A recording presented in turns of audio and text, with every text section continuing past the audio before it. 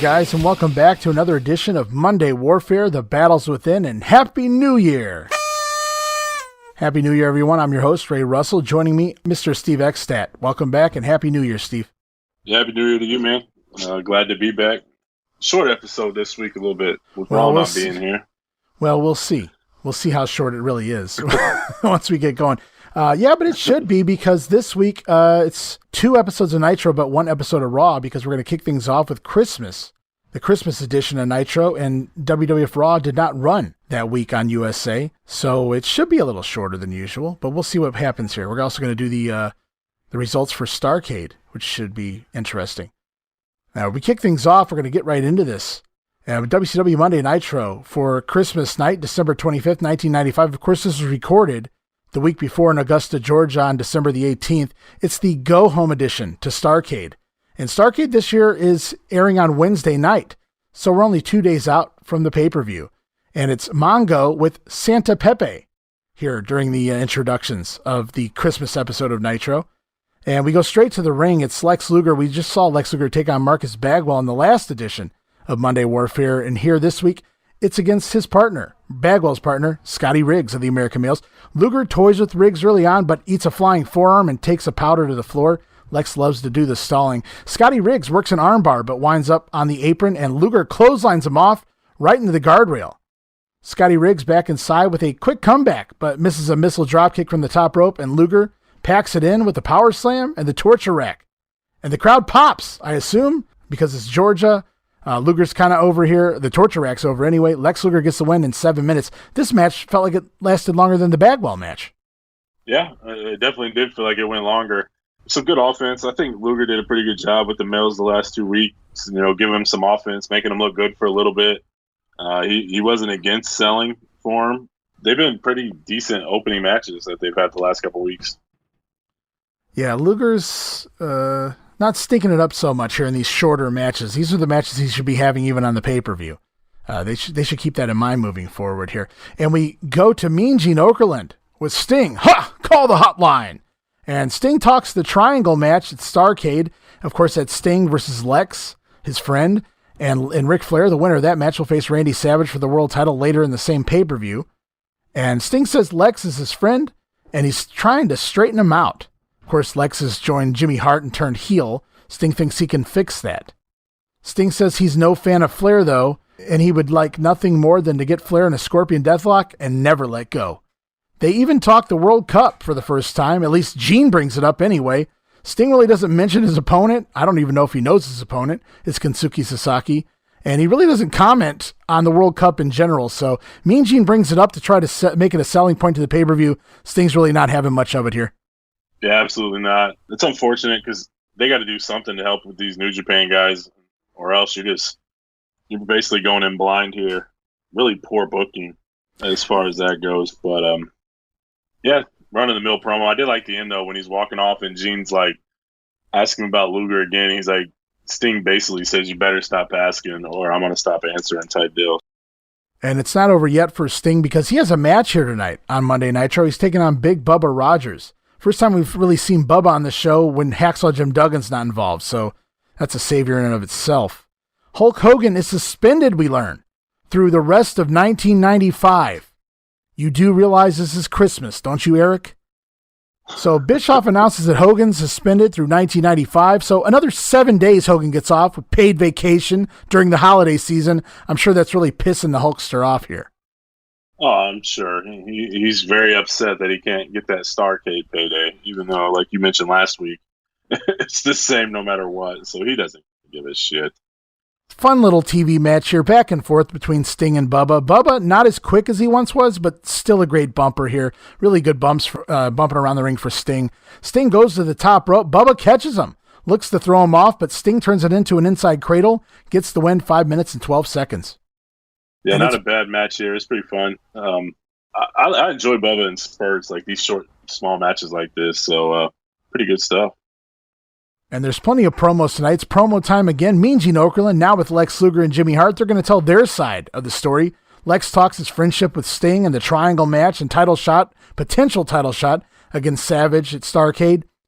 Lex says he's been friends with Sting for 10 years, so that would go back basically to when they first broke in completely different territories. I'm thinking Lex is taking liberties here with the amount of time he's known Sting.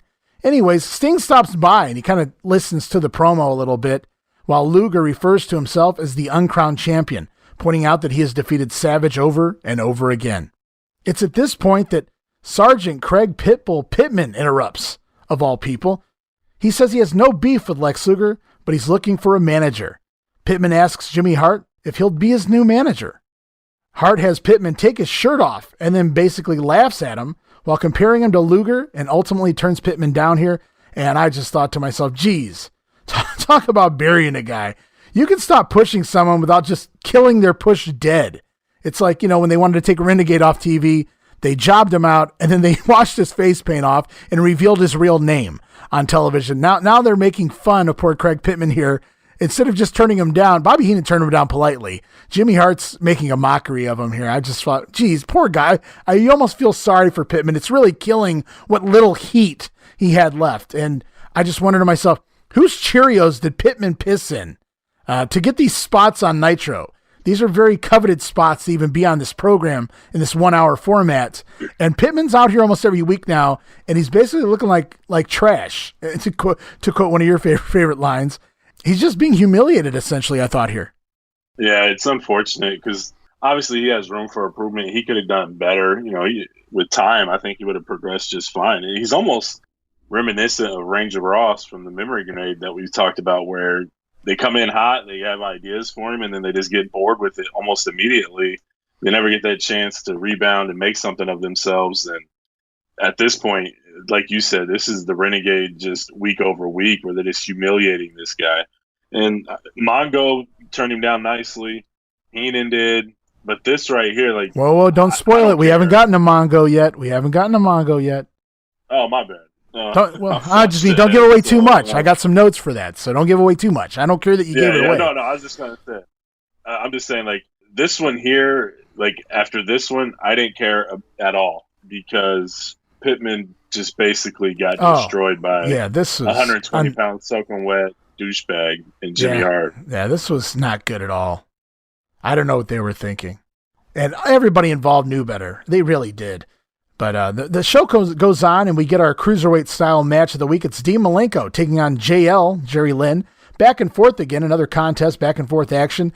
Jerry Lynn with the rolling senton to the floor, and then they go back in the ring. It's a bridge-up spot into a sit-out powerbomb by JL. Nice spot there. Dean Malenko comes back with a powerbomb pickup and then launches backwards, sends Jerry Lynn into a hot shot across the top rope. That was another fun spot. And then Dean Malenko with the gut buster off the middle rope. And I got to tell you, Steve, this is just one of those spots that live with you forever. I remember seeing this spot all those years ago as it happened, the gut buster, Dean Malenko delivering that off the ropes. It's a nothing spot in today's world, just a run-of-the-mill spot. Don't get me wrong. I'm sure people are like, what's this guy going on about right now? But back then, first time I ever saw it, and it was so snug, so nice done by Malenko. It stuck with me for 25 years. So it really brought back memories when I saw him do that here. And it looked like JL started selling his arm on the bump. So I'm not sure if he really suffered an injury there. I didn't see anything about it in the observers, but I almost feel like maybe I did read something about it. And this seems like right about the time JL disappears from TV too. So maybe there was an arm. It makes sense that it was a legit arm injury because Malenko goes from the gut buster into a rolling leg lock. And he picks up the win here in 3 minutes and 39 seconds. But the entire time, Jerry Lynn's selling his arm. Yeah, that gut buster, man. I don't necessarily remember it from 25 years ago, but I would say maybe about 8 to 10 months ago, maybe a year ago, I was rewatching the Nitros and I got to this episode and I seen that gut buster off the middle rope for the first time. And I remember texting my friend. I was like, dude, holy shit, Malenko just killed JL with this gut buster. So it's still impressive even 25 years later after everything I've seen in wrestling between when this first aired till now. It still looks extremely cool because it's something that, like you said, it's real snug. It's nice, and it just looks painful. I know they're not really necessarily hitting the knee, but the fact that somebody's gut is driving into the knee while you're jumping off the middle rope and getting tossed basically over his head and dropped down, it's just something about it. It just looks painful. If it messes up, it's going to be bad news for whoever's taking it. So I think that's why it's still so damn impressive, man. I don't care. I can see I can see the Canadian Destroyer off the ladder that Pentagon did at one of the AEW pay-per-views, and this still looks a little bit more impressive than that. That's how I think this looks a little more realistic than that. It's just very fluid, and Malenko looks. I don't know that anybody else could make it look so perfect. It doesn't really. It's just so. It's like a perfect move the way it's executed here. I don't even know if Dean could hit it again to make it look this great. But I just remember it stuck with me all those years later. When I saw this, I know for a fact. I'll tell you why this sticks out to me. It sticks out to me so much, and people are like, why is this dude harping on this? But there's certain smells that take you back in time and you remember something. There's certain songs that take you back in time and you remember something. And watching this move, I remember this was Christmas because I didn't watch Nitro live. And I remember it being on tape and me watching it later that night. And it was maybe midnight, maybe 1 o'clock when I watched it. And I just remember laying on the couch, just kind of watching the show, and that I popped up. Holy shit, what did he just do? Never seen it before. So it was a pretty cool move there. And I'm just curious if JL really injured his arm for real as well. Definitely possible. Promo time once again, and now it's Mean Gene with Ric Flair, so we get all three members of the Triangle match. At least they're trying to push the two other matches on the Starrcade pay-per-view. Screw the first 7. Let's just talk about the last 2 here this week. It's Mean Gene with Ric Flair. And Flair and Gene, we have Ric Flair out there, party guy himself, and Mean Gene in a Santa hat. I don't know. Something tells me it was party time after this show. You're not wrong. So Ric Flair has Randy Savage for the world title tonight. So I have to question, what's the point of Starrcade in 2 days if Ric Flair's getting his title shot today? Makes no sense to me. Jimmy Hart interrupts the promo. He apologizes for Kevin Sullivan, who interrupted the Horseman interview last week and basically threatened the Horseman because of Brian Pillman. Jimmy Hart offers to manage Flair for tonight only to take on Randy Savage for the world title, and Flair agrees. And I kind of wondered the logic behind that if I'm Ric Flair. I don't know if that's really smart. I mean, Jimmy Hart manages Lex Luger. Lex Luger thinks he has Macho Man's number, and we're going to the Triangle match. So you would think that Lex would want to fight Savage at the pay-per-view. I'm not sure it's really wise for Flair to be mingling with other managers anyway. Yeah, I don't understand it at all. Maybe it's just like Jimmy Hart doing an olive branch for what Sullivan did. Like, hey, let me show you the dungeon's on the up and up. Let me manage you, and I'll show you what I can do to help you out, that sort of deal. But it also could be, Jimmy Hart wants to ensure that Flair doesn't win the belt tonight. Like you said with Luger, he's managing Luger, and Luger has Savage's number. So maybe he's doing the old Jim Neidhart gimmick here and just making sure Brett keeps the title because Owen beat Brett once already. Luger technically has beat Savage maybe 3 times in the last month. Maybe Jimmy just wants to keep the belt on Savage because he knows Luger can beat him instead of Flair. So, and maybe you put way more logic into this than anybody in WCW did back in 1995. I wouldn't be surprised at all if I did. But and that took 2 seconds. So it could have been very intriguing. And sure, and we'll see what happens after this interview. Yeah, we'll see what happens. So we close the show with the main event. It's WCW World Heavyweight Champion Randy Savage taking on Ric Flair, and he does have Jimmy Hart in his corner. Savage's arm still taped up. As the match gets going, it's back and forth as Flair finally gains the upper hand on the floor. Lots of hope spots by Savage, though, throughout. Even tries a diving double axe handle to the floor, but runs right into a Ric Flair punch to the gut. Flair goes to the leg, and it's figure 4 time as the run over on Nitro begins. So we're running over, even though when they're not going up against Raw, but I thought they did a good job here. Flair basically locks in the figure 4 as Bischoff announces that they're running over into the next hour of TNT. So if you're flipping the channels, you know who Macho Man is. If you're a casual fan, you probably know who Ric Flair is. And he's got Macho Man in his finishing hold. So maybe you're going to stay tuned and watch that run over, even if you weren't watching Nitro prior to this. So not sure if it was really timed that way, but I thought it worked out well that way. Yeah, I agree. It definitely did. So Macho finally gets to the ropes for the break of the figure 4. Ric Flair goes to the top rope, but he's a heel now, so obviously he gets pressed off. Randy Savage sells his leg, sells his arm, and he's just a big mess at this point. Back and forth again until Jimmy Hart grabs Macho Man's foot from the apron, and Hart up onto the apron. Savage decks Jimmy Hart, knocks him off. That brings out Lex Luger, who attacks Savage for the disqualification. Match went about 18 minutes. easily the longest match in the brief 17-week history of Nitro thus far. Yeah, I really like this match. I think these two just have a natural chemistry. We've seen a little bit of it at WrestleMania 8, and it's kind of carrying over here. I know they had that long feud in 95 over the summer and things like that, but I never get tired of seeing these two go at it. They're both pros, and they can do everything in the ring. It's so much fun to watch, man. So we close the show with Randy Savage brawling with the interfering Lex Luger. Sting runs in, and Sting clears the ring of Ric Flair while Savage clears the ring of Lex Luger. Sting and Savage bump into each other back to back and then trade words and shoves and slaps. Randy Anderson steps in between the two, and "We've got to go," says Eric Bischoff. So even though Bischoff, he claimed he didn't care that they needed to go off the air during the main event match, that he promised to stick with the show until everything was over. But all of a sudden now he has no more control, and now we got to go. So it just didn't make a lot of sense there for me that Bischoff's making a quote 10 minutes prior that they can stay after as long as they need to. And then when something like this is about to go down, we got to cut away. So I get why they did it. And I give Nitro or WCW props here at the very least, because they sold nothing about the World Cup, but this entire show focused around the triangle match, the wrestlers in the triangle match, and then, of course, Randy Savage, who they're all fighting for a chance to take on for the world title later on in the pay-per-view. So, at the very least, they sold the two big American matches on the Starrcade pay-per-view here. Yeah, and we're not really watching the Saturday night shows or syndication, so I don't know what they're doing on those shows to kind of push for the Starrcade show, because we're zeroed in here on the Monday stuff. So with the 1 hour show that is live, they got to get the heavy hitters on. And I get it that Savage and Luger and Sting and those guys are in the tournament, but at the end of the day, the world title should be the company's number one focus.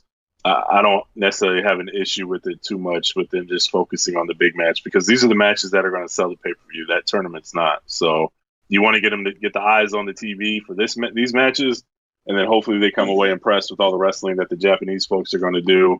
And, the Eddie Guerreros and Benoits and those types that are going to be on that show to get more eyeballs on them in longer matches.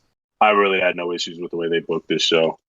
Yeah, and we wrap up the show with Mongo saying he can't wait till those Japanese go back home with their tails between their legs. And that's how we end the go-home show to Starrcade.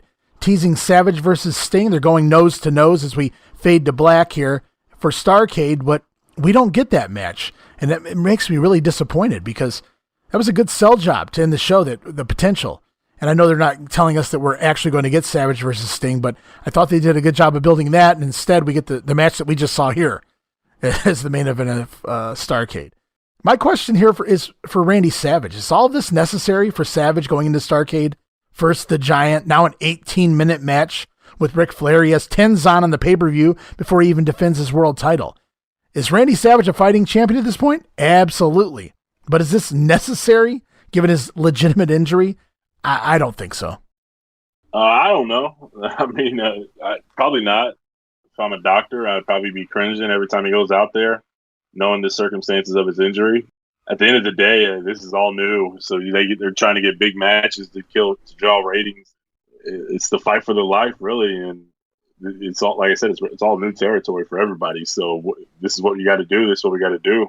And I'm sure Savage is gung-ho on wanting to go out there and fighting through it and doing what he can to help the company. But is it the smartest thing in the world? Absolutely not. I don't think so. So we got another brief run over here this week, why? There's no Raw.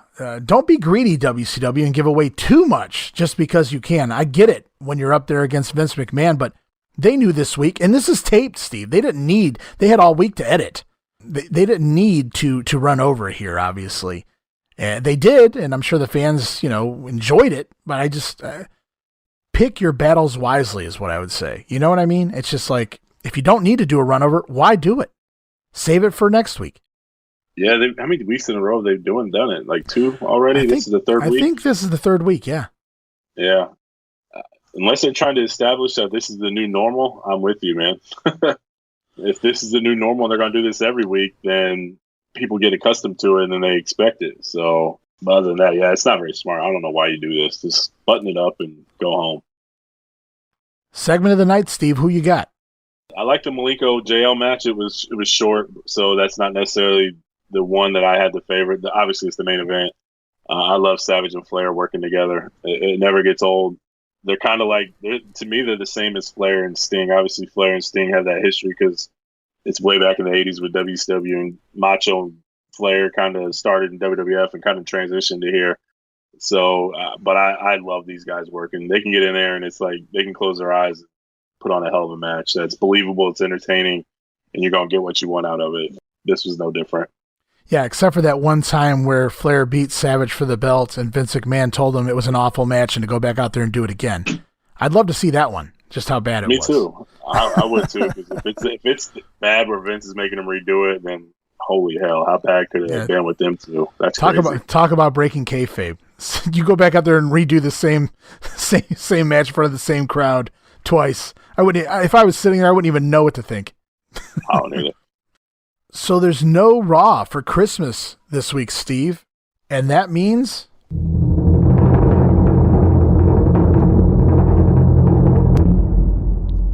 the ratings are in.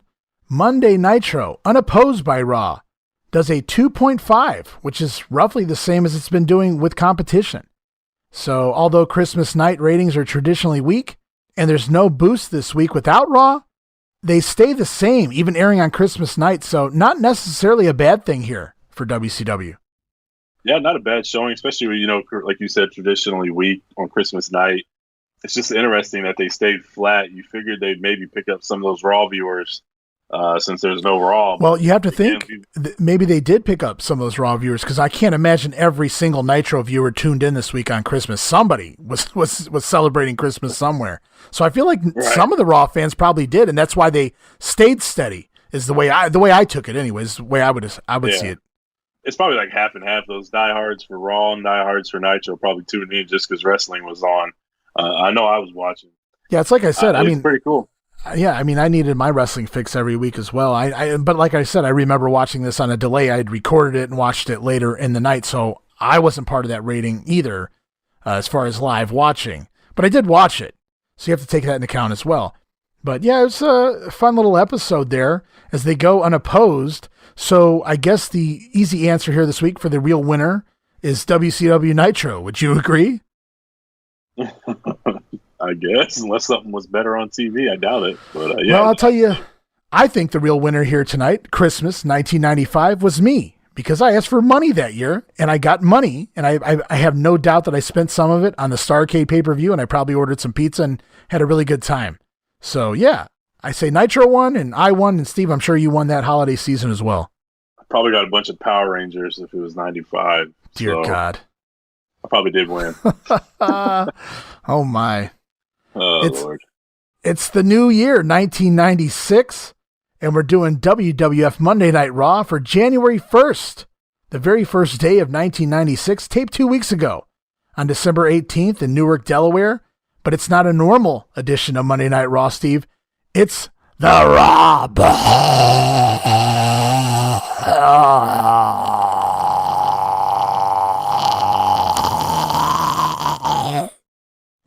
And now, the USA Network proudly presents the 1996 World Wrestling Federation Raw Bowl.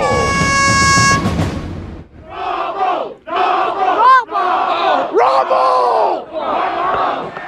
Yes, folks, it's finally here. The bowl game of bowl games. The stepdaddy or the Mac Daddy of them all. The band is playing. The cheerleaders are cheering. Coach Blassie has given his final pep talk. Dandy Doc is walking the lot. Jimbo Jim is waiting to talk. The field has been laid. The Raw Bowl Queen has been crowned. 4 teams, 8 superstars will battle it out on one field, vying for the trophy. A galaxy of stars has been assembled. Big Daddy Cool, yes, Diesel is here, along with King Mabel. Gold Dust is here. The Nacho Man is here. Who? The Huckster is here. The what? Scheme Gene is here. Well, I got a bone to pick with that guy. Even Billionaire Ted is here. What's he doing here? They're all here for the very first World Wrestling Federation Raw Bowl. Well, this is certainly not the RX Bowl.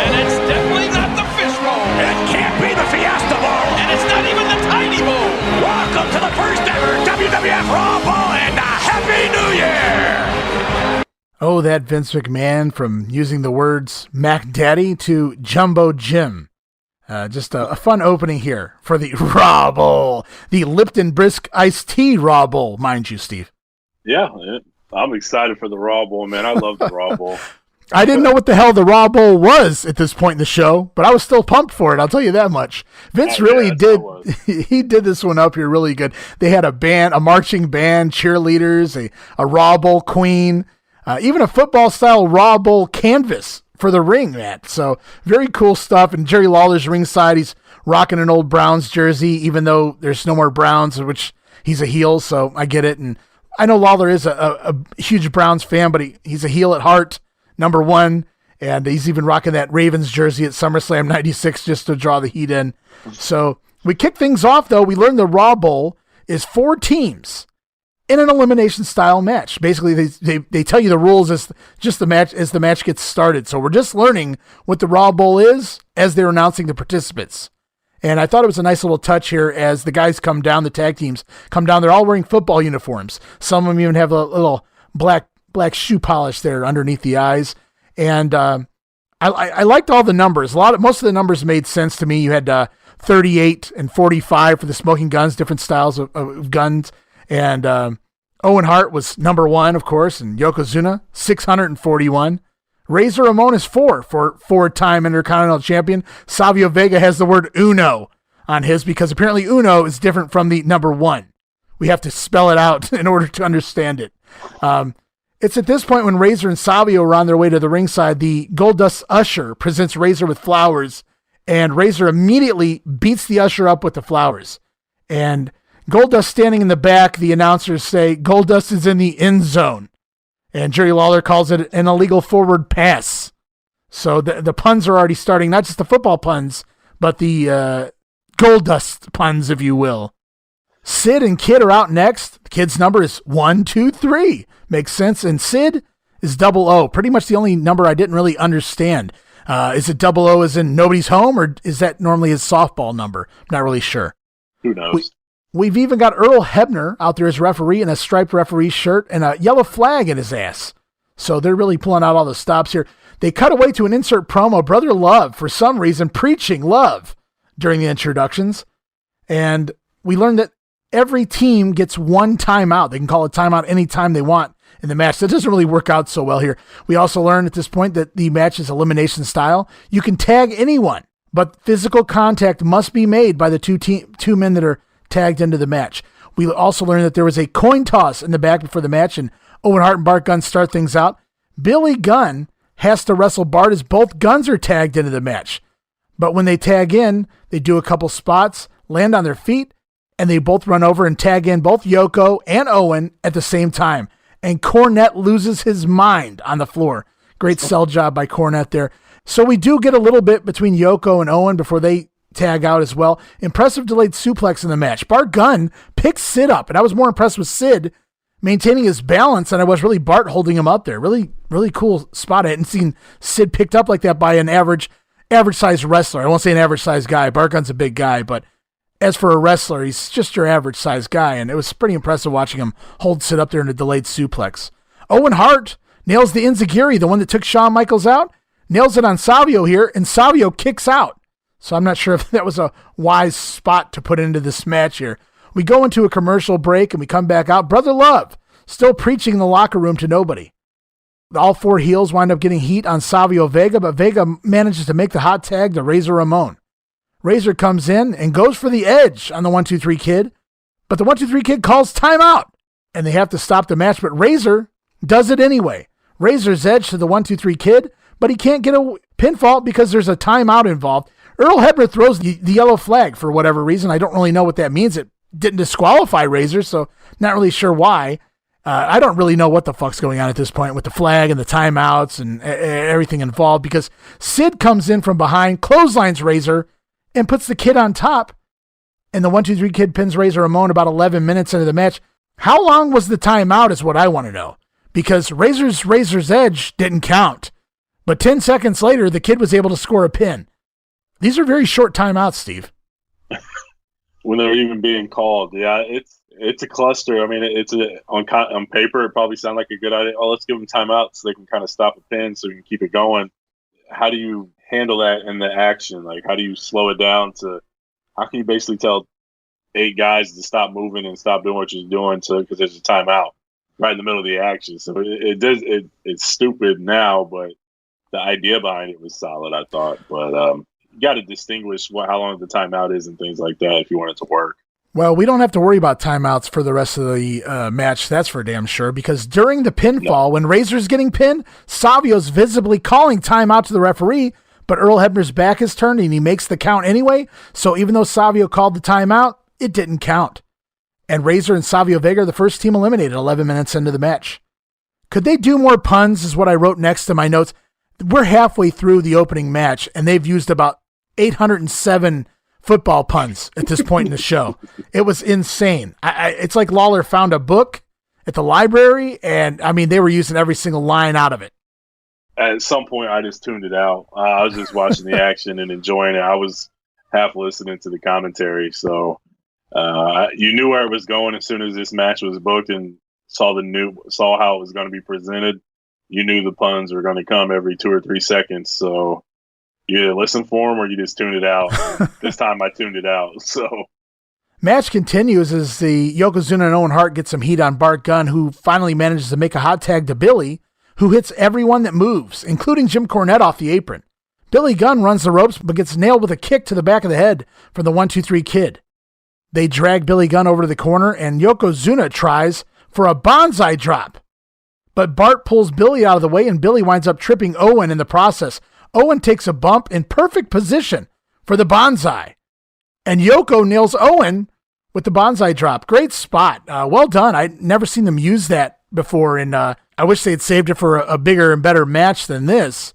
But I thought the whole timing of the whole spot was nice as Owen kind of stood there next to Billy. Bart walks over, yanks Billy out from under Yoko's big fat ass, and Billy trips up Owen at the same time, and Owen takes the bump and lands under Yoko's big fat ass, and Yoko drops the bonsai right on top of his own partner there. Yeah, I thought this was awesome. It looked really, really smooth and clean, and Owen landed perfect. The bonsai drop was nice, and this is kind of the continuation of the split there between Owen and Yoko that we've kind of been seeing. Great, great spot. Awesome stuff. And Yoko does what he does best. He takes a bump out to the floor when Bart Gunn nails a drop kick, and Billy Gunn covers the flattened Owen and gets the win in about 13 minutes into the match. And Hebner misses another timeout, as soon as Yoko hits the floor, he's standing there calling timeout right in front of Hebner's face, and Hebner misses it anyway. So we've had 3 timeouts, and Hebner's only seen 1 of them at this point. And what good are these timeouts? You need 2 referees out here. Maybe one of them would actually call it. Where's the instant replay? They need to implement challenges or something here. Just really poorly thought out. Hebner missing 2 timeouts. 1, I get. 2, that's 1 too many. Yeah, I agree. If you're going to announce it that's an option, then you need to enforce it. You can't just mention it and then do it once and then hope everybody forgets about it. But maybe it's just them making fun of coaches not getting called timeouts. So I think back then they made the rule where only coaches could call timeout, and so if the refs weren't paying attention, they got missed and things like that. So I know it was a stink there for a while. So maybe they're just making fun of the NFL by them missing multiple timeouts in one match. The match goes on. We're down to 2 teams. That's the tag team champion Smoking Guns taking on Sid and the 1-2-3 Kid. Sid winds up holding Billy Gunn for the Kid to come off the top rope, but Razor comes running back out and pushes the Kid off the top rope, which somehow causes Billy Gunn to move. I never understood that. Billy Gunn manages to move out of the way just in time for Razor to push the Kid and land on Sid. And Billy covers Sid for the win here in another 5.5 minutes, making the match go a total of nearly 20 minutes. So about 20 minutes here. A throwaway match, but fun, and it furthered the Razor and Kid stuff in the meantime, and the tag team champions win. So they're clearly the tag team champions for a reason. Yeah, I thought it was a fun match. They're thinking outside the box, coming up with ways, and I guess when you're coming off a week off, I know they hyped this pretty large, the episode on the 18th about the Raw Bowl. They did it a few times, and they had those commercials with Blassie. So I thought they did a great job of hyping this show, and it's a good gimmick-type match to have coming off a break, a week off. So I thought they did a good job. And obviously New Year's Day is football bowl season. Those are the big games. You know, you got your Sugar Bowl and the Rose Bowl and those sort of things on January 1st. So you got the Raw Bowl at night. I liked it. I thought the hype and everything beforehand, like when I was a kid, I was interested to see what it was all about, and I enjoyed it. And I know you made the comment initially this wasn't on the network, and I always wondered why. And it's like, why isn't this on the network? I want to watch it, dang it. I want to see the Raw Bowl. And finally they added it, and I'm glad they did. Yeah, I think initially the NFL music was used here. The Monday Night Football music was used here, and supposedly, at least rumor online was, that's why it took so long to get it onto the network. It needed some further editing. I don't know how much of that is true, but that's the story I saw before it was finally added to the remainder of the Nitro, or the remainder of the Raws. Makes sense. We cut to ringside with Vince McMahon and Jerry Lawler discussing an upcoming press conference with Shawn Michaels where he's going to announce his future. Jerry Lawler says he's got it on good authority that Shawn Michaels will be announcing his retirement, so we'll have to see. And it's time for a halftime report with, well, dandy Doc Hendricks. And it's a 2-minute drill, so they're using puns inside of puns here on this episode of Raw. And Doc Hendricks throws it to Jumbo Ross, who is supposed to be interviewing Diesel, but apparently Diesel is not doing interviews right now. We do get notice that the Royal Rumble is only 3 weeks away, so I was like, wow, man, 3 weeks out from the Rumble already. Insane. Yeah, it's coming up quick. Like with these in your houses, man, the timing between shows was a lot shorter than what they were just a year prior. So these big pay-per-views catch up on you quick because you're selling that in your house in between them.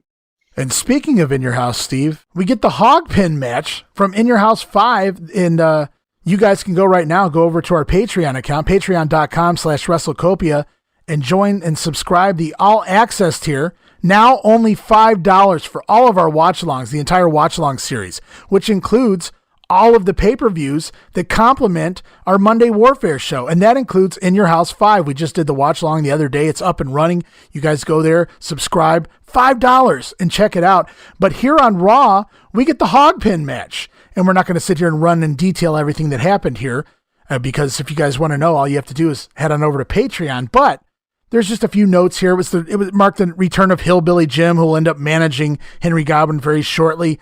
We both agreed during the watch along that great psychology here as Triple H tried to avoid going near the hog pin, not because it was just filthy, but because the further away you were from the hog pin, the harder it was to be thrown into the hog pin, which is how you won the match. So it was good psychology by both, and Triple H did wind up backdropping Henry Godwinn into the slop, into the mud, the pig shit, and Triple H picked up the win there. Triple H also picked up a gash on his back that ran down almost his entire back, sliced open from the metal fence, the metal door on the hog pen, and then Triple H winds up getting pressed into the pig filth as well, and taking some comical bumps and doing his thing there. So it marked the end, unfortunately, of the Triple H Henry Godwinn feud. So we'll have to see what ends up with both of those guys moving forward. But the only other takeaway I got out of this, Steve, is we don't go mess with the country boy. We get that annoying WWE Network music for Henry Godwinn, which is only second in irritation to me to the Rick Rude theme that we have on the network. Yeah, it's unfortunate. It is what it is, man.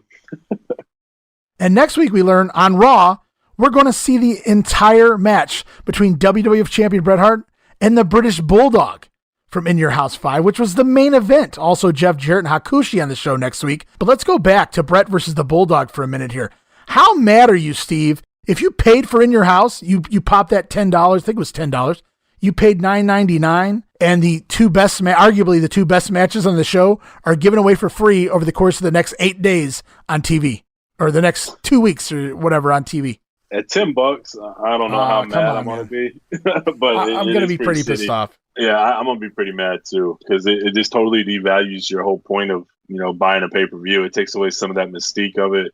I know we had this long conversation on the Grenade with, I think it was Wrestle War, where they gave away, was it Wrestle War or was it Chi-Town Rumble? I'm pretty sure it was. Probably both. Was it? I know one of them, we went in on it about how they just gave away all these big matches that were on pay-per-view over the course of 3 or 4 weeks on syndication, no less, and Saturday night. So this is no different here. I know the rating, like the buy rates for In Your House haven't been the greatest. It's not what they anticipated.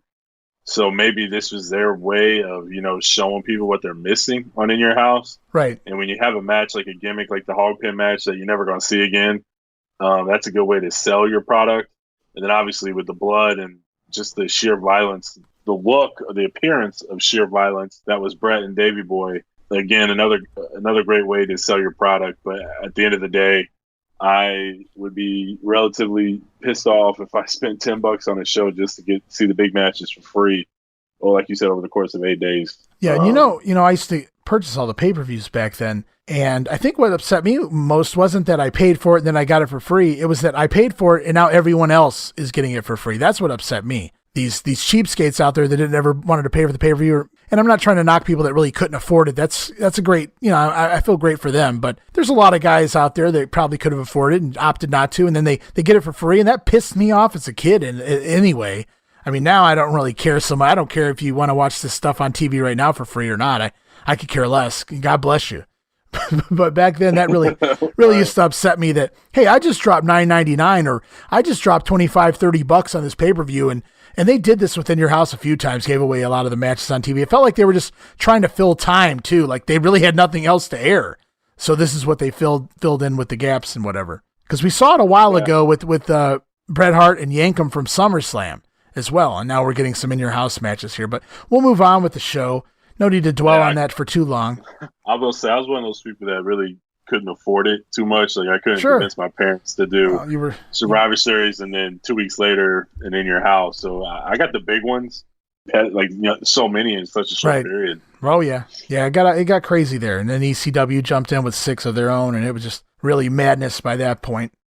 But the show goes on and it's our first look at the Nacho Man who breaks his teeth while eating a Slim Jim.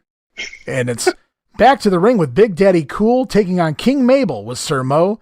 And I had to laugh at Jeff Hardy again. We saw him when we were doing the watch-along, In Your House watch-along. The Hardy Boys were some of the men that were carrying Mabel out on his big sedan. And here's Jeff Hardy again, his face right in the camera. 18-year-old Jeff Hardy, 100 pounds soaking wet, carrying a 500-plus pound, easily 500-plus pound Mabel to the ring, and he's selling the pain right into the camera. I don't know if that was a work or not. Poor Jeff Hardy here. Right away, the match starts, and it's Diesel attacking Mabel, and a big boot, and Diesel gets the win in 8 seconds. Payback for SummerSlam.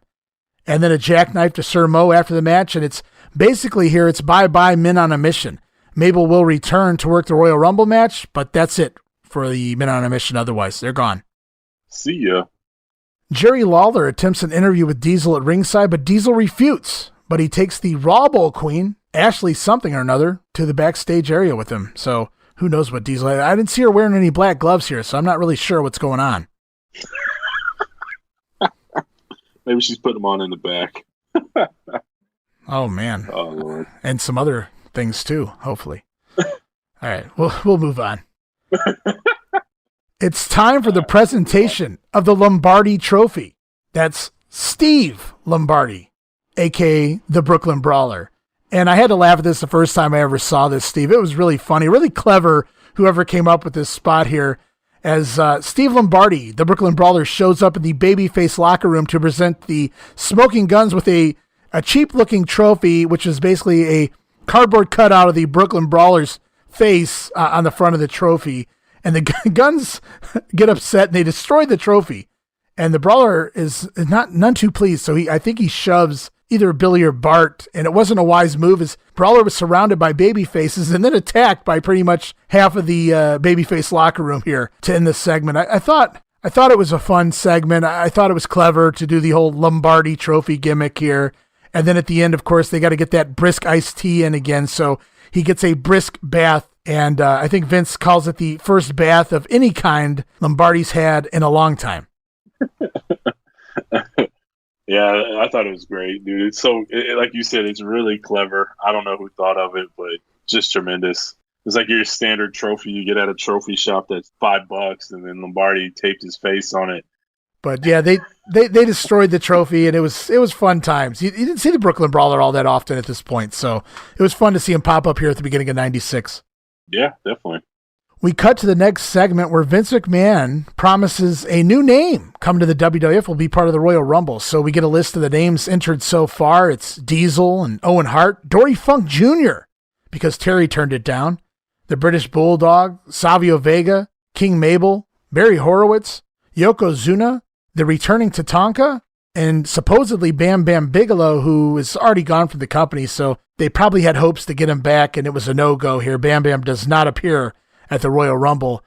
And then last, as Vince promised, a brand new wrestler to the WWF, the latest name entered into the Royal Rumble, the man they call VADER. And then we get an awesome VADER video here as he's working out and preparing. The only thing that threw me off was VADER bouncing around on a trampoline. That didn't really look like a badass thing to do.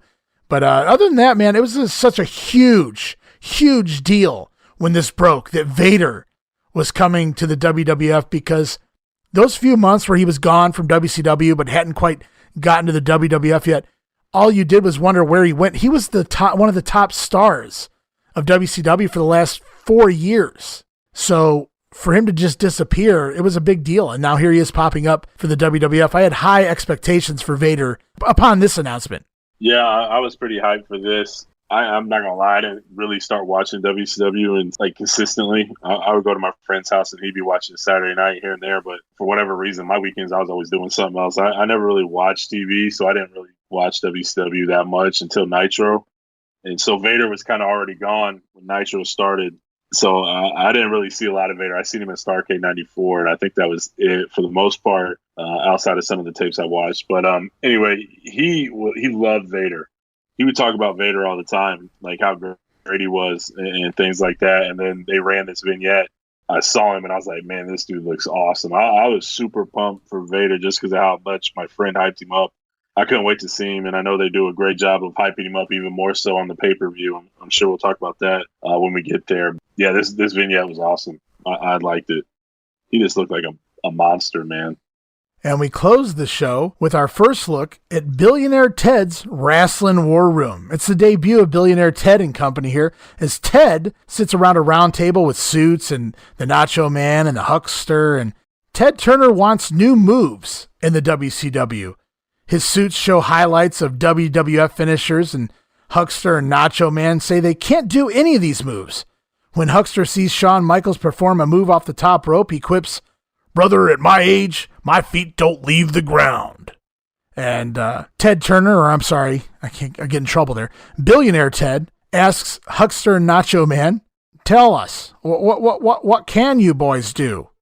And there's a brief pause, and Savage and Hogan, or I'm sorry, the Nacho Man and the Huckster look at each other, and they begin, the Huckster begins to cup his ear, the Nacho Man begins to spin his finger around, rotate his finger around, and the closing slogan this week is, "You can't teach an old dog new tricks. The new WWF generation, on top of the hill, not over it." And I laughed at this one, and I kind of laughed when I watched it here this time. It got played out, and it was a little bit monotonous when they tried to find a way to make this continue all the way until WrestleMania. But to see it here this week, this was the debut, and it became a weekly parody of basically Ted Turner and company. They could get away with it because it was a parody, and parodies are illegal. And I'm sure if we deep dive into the Observer and stuff, there's got to be lawsuits or threats and things like that went on once this started. But you can look back and call the whole thing hokey, and the segments were hit or miss week to week. Absolutely. But when it debuted, it was still, to me, like, holy shit. That's supposed to be Hulk Hogan and the Macho Man on WWF TV, and they're making fun of them and admitting their existence on another show. So it was a huge deal when this first popped up. Oh, yeah. These are kids or whoever who look back and watch these now, they're going to be like, oh, that's so stupid. It's so terrible. Without any context, yeah, I would agree. They're not the greatest things in the world, but you got to understand that this absolutely never happened. To Vince McMahon, there's only one wrestling company in the entire world, and it's his. That's his mindset. That's his belief. And for him to acknowledge that another place does exist, and this is his way of acknowledging, this is just, it was mind-blowing. I'm like, oh, my God.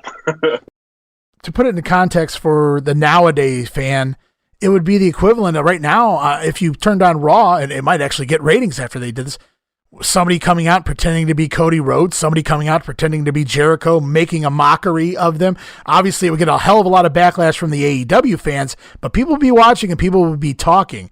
And that's basically what this was here, really mocking the other company, mocking the former stars of the WWF. It was a huge deal when this first popped up. And like I said, the vignettes week to week, very hit or miss. A lot more misses than hits probably, in my opinion. But this initial one here, amazing. Just crazy that this even happened. Yeah, I think so too. And not necessarily looking at the importance of it or whatever you want to call it that we just talked about. You just look at it. They're not wrong. I mean, Hogan and Savage, not necessarily Savage. I will say Savage was doing he was leaving his feet. That he was leaving his feet, even with a bad arm. Yeah, he was working and doing things, and I think the arm really hindered him a little bit. But Hogan was spot on, man. He was doing nothing. He was doing very little, and he was swinging chairs and kicking, punching, just being very lazy, just collecting checks and going home. So when you see these videos of Shawn jumping over Diesel and doing his big splash and the Razor's Edge and the power bomb, it was a lot of Click highlights, of course, but right. So but Shawn Michaels and Razor and those guys stick out, and they look different, and they're actually working for the most part.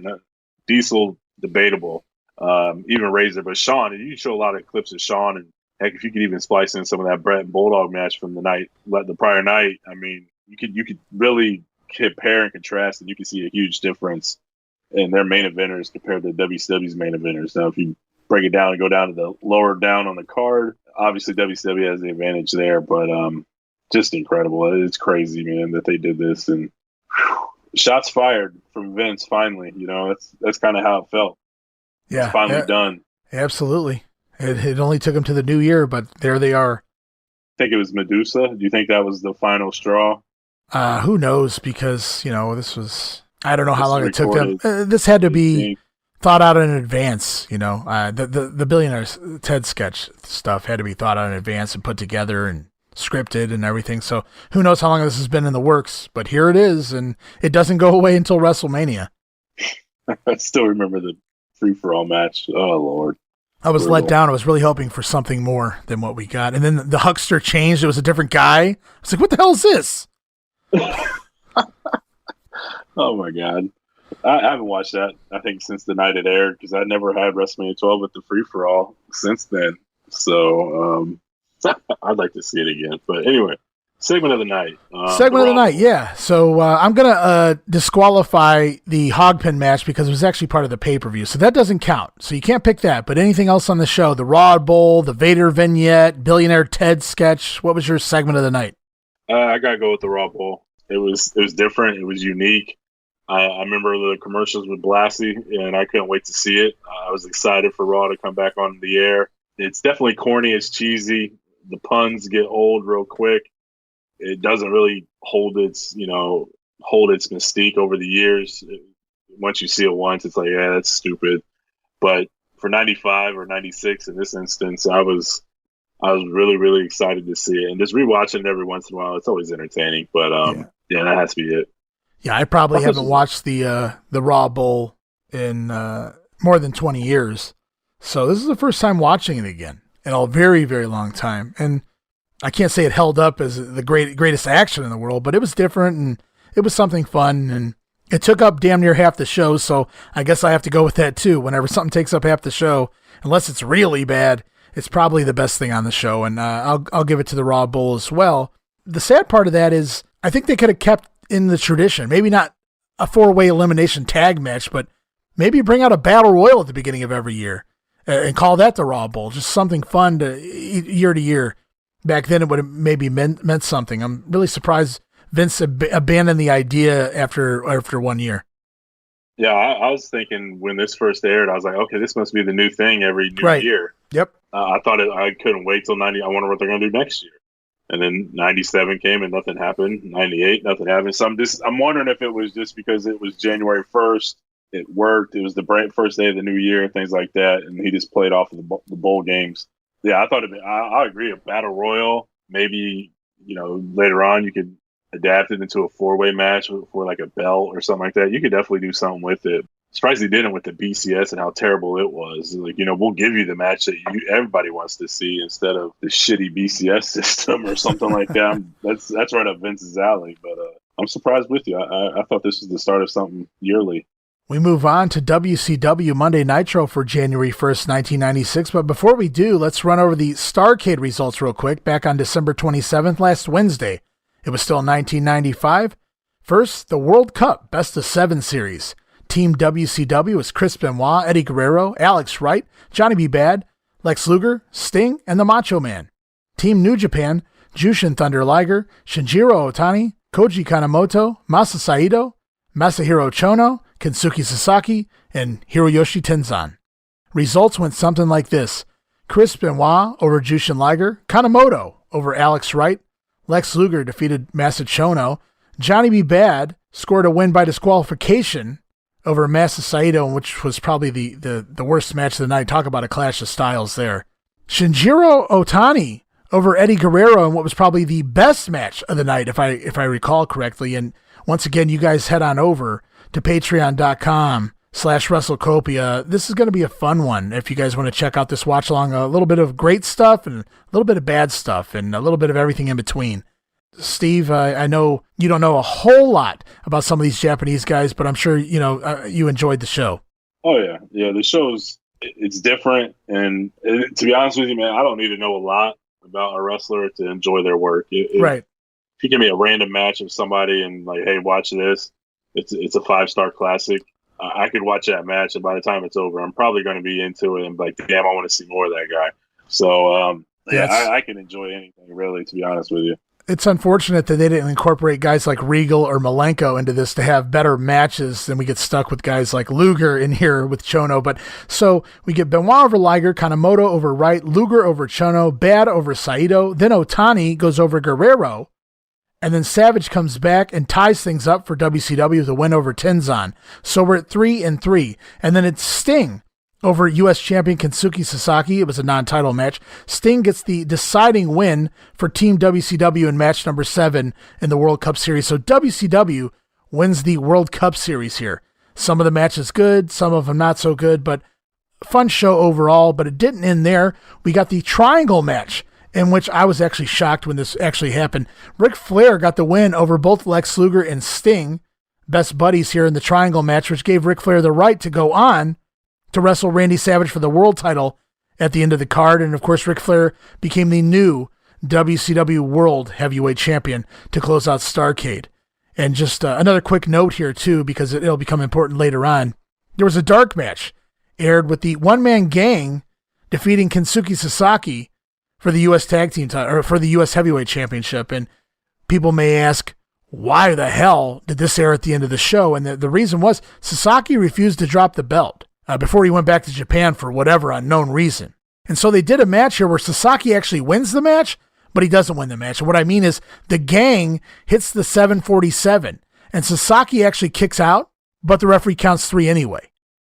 So that's where the video ends on WCW TV. But if you watch the entire match like it aired in Japan, Sasaki kicks out, he gets up, and he hits the gang with whatever the hell he hits him with, and winds up beating the gang.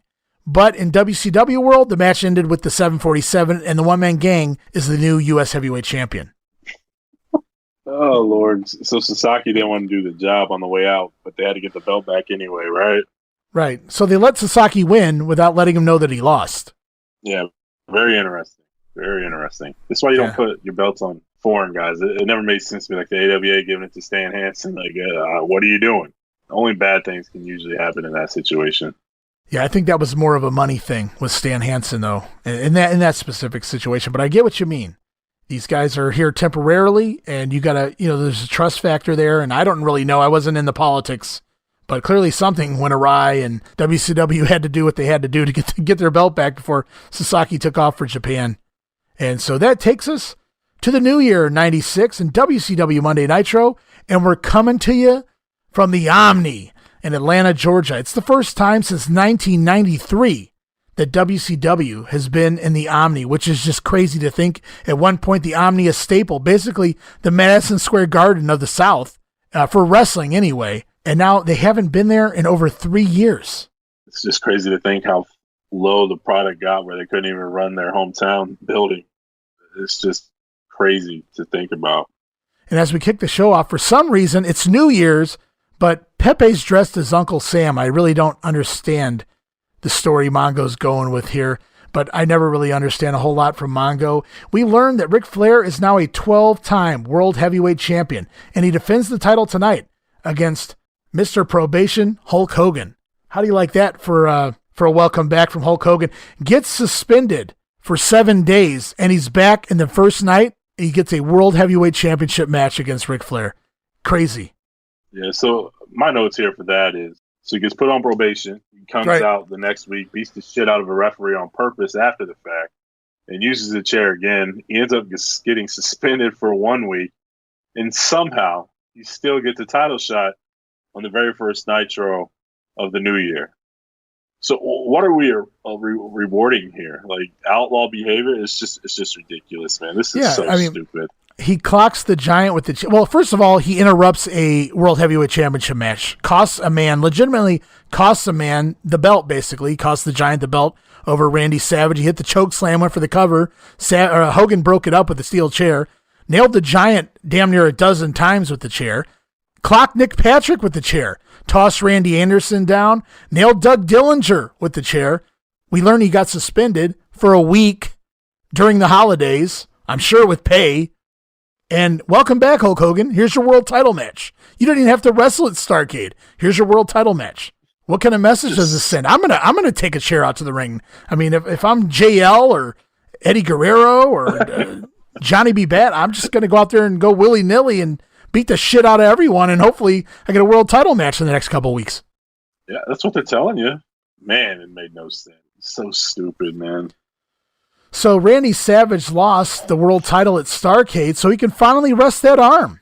Or maybe not. To the ring, and it's Macho Man Randy Savage taking on Arn Anderson. Macho rushes in as Arn attacks. Now even Savage is throwing front leg kicks, according to Eric Bischoff, and no, you asshole, it's a fucking boot. Savage takes over on the floor, double axe handle. Back inside the ring gets two. Arn Anderson takes over with a single arm DDT on the bad arm of Savage. Great stuff, really looked good, the single arm DDT there. Arn removes the bandages from Macho's arm and works it over. Savage fights back, but Arn teases a swing. Savage ducks right into an Arn Anderson DDT. Beautiful spot there, Steve. Oh, yeah, it was great. This was a very entertaining match. I loved it. Yeah, great. Guys did awesome here. It was great as Arn cocks back like he's going to nail Savage. Savage ducks, and he's the babyface, and he falls for it. And Arn hooks him right away with that snap DDT, and even the crowd has no option but to pop at the awesomeness of the Arn Anderson DDT here. But Savage gets his foot on the rope and breaks the pinfall. Macho accidentally shoves Arn Anderson into referee Randy Anderson, no relation, and Randy Anderson takes the quick bump to the mat. Arn immediately realizes Randy Anderson's down, and he goes into his tights and pulls out the brass knuckles, the same ones used last night during the Savage and Flair match. But Savage steals the knuckles and nails Arn instead, and sticks the brass knuckles back down into Arn Anderson's tights. Macho Man makes the cover, gets the win, 7 minutes, 54 seconds. Brian Pillman and Chris Benoit, the Horsemen, are out after the match. Brand new Horseman t-shirts, by the way. They dispute the finish, but the finish sticks. Randy Anderson says that the Macho Man is the winner. Steve, I got to tell you, man, I'll get your opinion here on the match. I mean, you already kind of gave me a little bit, but I thought in this match, Arn Anderson, such a special athlete when it comes to wrestling. The DDT spot here, that extra little bit that he adds, the psychology of it all. And then the spot where Savage shoves Arn into Randy Anderson. Anderson takes the bump. Arn looks down, and you see the look on his face like, oh, he's down. And then he digs into his tights. Arn separates everything and makes everything mean so much. It's almost like, I hate to take away from Arn by calling him a mime, but it's almost like a mime because he's selling every little point to where you can read Arn's mind as he's doing everything. Just a phenomenal, phenomenal wrestler is Arn Anderson. Yeah, I agree with you 100%, man. I can't argue that. Arn's one of my favorite wrestlers of all time, and because of that, he makes it easy to. Some people say, they're telling a story, and some people, it's hard to pick up on those stories sometimes. And you sit there, you pay attention, you're watching, you're like, okay, what are they trying to tell you here? Arn makes it so easy to follow that story from beginning to end, and he does everything like you said with a purpose. Everything means something. Every little aspect that he does in the ring is meaningful, and he wants you to see it. He looks at you, and he basically throws it at you. Like, you're gonna pay attention to this, like the fake right hand right into the DDT. I initially thought it hit him in the gut to kind of get him to bend over. Then I had to rewatch it. I think they showed the replay and they showed him faking it. And I'm like, oh, he faked him out. That was cool. You don't see that very often. And it just made it even more awesome. And Arn sold it great. Savage did his part there too. But yeah, just a tremendous match. It's so much fun, and I'm so glad that Nitro came along when it did. I'm going to speak for some of these guys here, but like Randy Savage, the Arn Andersons of the world, even Ric Flair, they weren't so far past their prime where they couldn't still be very good and very entertaining. They may be a step slower, but they're not like over the hill where they can't move anymore. And I'm so glad you get these matches, these one-offs that, yeah, they don't have a story behind them, but still, man, we can get Eddie Guerrero and Ric Flair. We got Arn Anderson and Randy Savage. We got all these special matches that now are just even better than what you would even think of, and you can go out and watch them. And it's just really cool, man. This is a great match. Yeah, without Nitro, we would have never got a lot of this stuff. Certainly not to the level that we got it here on TNT anyway. So it's a very cool deal. As we move on with the show, there's a couple things I want to talk about real quick before we get to the next match. First of all, I really noticed as I've been taking notes and popping in all these Nitros lately, everyone I'm sure knows, anybody who watched wrestling back then, there was a guy who followed Hulk Hogan around to some of the WWF pay-per-views. Dressed up, looked exactly like Hogan, minus the muscles. He had the mustache and the do-rag and the Hulkamania shirt, and he went by the name Roddy Hogan. In fact, he's on Facebook right now using the name Roddy Hogan. I don't really know his real name. I'm pretty sure it's not Roddy Hogan, though. But anyways, I've noticed he's been on almost every single Nitro for the last several weeks in a row. And some of the shows, he's just all over the place. He's sitting against the hard camera. He's sitting in the aisle. He's, depending on the segment, he's in different seats. And I noticed Dave Meltzer had mentioned in The Observer that they were basically flying this guy in, using this guy, Hogan's idea, obviously, to keep a Hulkamaniacs in the crowd. And they were moving him around to make it look like there were multiple Hulkamaniacs, or like were this idiotic throughout some of these shows here. Now, he stays put on this episode, but he's here again this week, and he's here for a lot of the episodes lately. Yeah, I've noticed him, and I figured somebody was paying him to come in. I think this dude was there. I think he was there at Survivor Series 91, if I remember right, when he was down, like getting stretched out. They really went to him in the crowd. I remember seeing him. But yeah, it's crazy. I mean, I guess it pays to dress up as the Hulkster. Yeah, I mean, how hard could that be? I mean, and then he gets this deal here where he gets all these free pay-per-view seats, and they want him in the front row, for free, basically, free front row seats here. Hulk is really in panic mode at this point because not only is he getting Roddy Hogan flown into these shows, even on this show where Roddy Hogan's not sitting against the hard camera or facing the hard camera, there is a fan planted. He's got to be planted in the very middle seat of the front row facing the hard camera, decked out in all Hulk Hogan regalia. There's no other fans anywhere around him with any Hulk Hogan gear on, but this dude is decked out from head to toe. I think it's more than just a coincidence that this guy's loaded in Hulk Hogan gear. It feels like Hulk just doesn't know what to do. He's, like I said, he's in panic mode. He's basically forcing his image into every segment of the show, even when he's not even on the show. Yeah, it's crazy to think about that somebody the stature of Hulk Hogan is in panic mode. Yeah, it's crazy. About not being over. It's crazy. I think if I remember right, I was reading The Observer, and this goes way back when Cornette's lady was brought signs, I think, to the Mid-South area or the Tennessee area, one of those Nitros, and they started confiscating signs, and I think they started passing out like Hogan signs and signs that they'd want on their shows, and basically force these people to not necessarily put them up, but if you're going to put up a sign, you're going to put up one that we give you. And I think they started giving out free merchandise too. So I'm not surprised at this. Like you said, this is just Hogan in panic mode, doing everything he can to show people that, hey, I'm still over, even though it's only one fan. Even Bischoff's behind it when there's a couple spots where, the crowd's going crazy for Hogan, and all you hear is boos. Right. So, or nothing. There's no way. Yeah, there's nothing or boos. There's no cheering. I think the only time he got cheered was 19 chair shots later. But, unfathomable to think 5 years after his run or whatever, he's in panic mode because he can't get over. I should also mention that Raw was taped, so during the opening match between Arn Anderson and Randy Savage, Eric Bischoff announces the winner of the Raw Bowl is the Smoking Guns in order to prevent people from changing the channel. And he does it again before the next match as well to really drive it home. So twice in the first 15 minutes of Nitro, Eric Bischoff gives away the result to basically what's the main event of Raw. Oh, yeah. I can't remember which show it is. I know I took a note of it, but they did mention that they started a little early. Did you pick up on that on any of these shows? No, I did not. I'll have to look into the observers or something. Yeah, I don't know which one it was. I know I thought I jotted it down as a note, but he kind of made the comment. Sorry, we had to jump the gun a little bit. We came on a little early, but when we had this much action, we couldn't wait to get it to you or something like that. But right. Maybe I was dreaming. I don't know. But no, that sounds like something Eric says. It hasn't happened in my world yet. I haven't gotten to that episode yet. I haven't watched up. This is as far as I've gone. So maybe I missed something. Yeah. We move on with the show, though. It's Chris Benoit of the Horsemen now taking on Steve Regal, accompanied to the ring by Jeeves. I guess they got to find a way to continue to pay Wildcat Willie until his contract expires. So we get Jeeves here. I think I like Sir William a whole lot better. As the match gets going, we see Hammer and Hank Aaron in the crowd.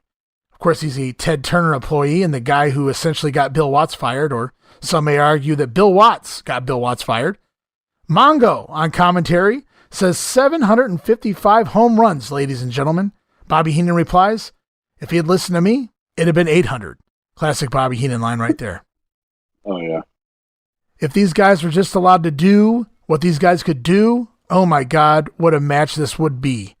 Really good stuff here, though, as they make even the simplest moves feel important. Regal with a really nasty variation of the chin lock that even impressed Mongo, who called it a chin lock thingy. And God bless him too, because Mongo was actually trying to put it over. He just didn't know what to call it. That's why it really stuck out to me, because even it stuck out to Mongo, the move. He realized it was just a variation of the chin lock, but it was different. And so even McMichael mentioned that. Unfortunately, he referred to it as a thingy. So a man of few words is Mongo. But the action continues, and Chris Benoit misses a diving headbutt. Steve Regal back up, tries for a tombstone pile driver, but Benoit reverses and lands one of his own. Steve Regal rolls to the floor, but dodges a plancha, and Chris Benoit knocks himself silly as he takes the dive to the floor. Regal rolls him inside and makes the cover. Gets the win in 5 minutes and 40 seconds. A bit of an odd finish there. Yeah, it's definitely odd, but that thud of Benoit hitting the floor was pretty nasty sounding. I was surprised that that was it. I think he looked at him for a couple seconds and decided to just put him back in and pinned him. So I'm assuming that was the finish. Right. The best part to me was he hooked the tights. Classic heel movie. The dude's clearly knocked out and you still hook the tights. Yeah, I think rule number one as a heel is you cheat even when you don't have to. Yeah, like the old Jesse line, win if you can't, lose if you must, but always cheat, right? Absolutely. So, if you ain't cheating, you ain't trying. So I thought that was hilarious. But yeah, this is a really good match.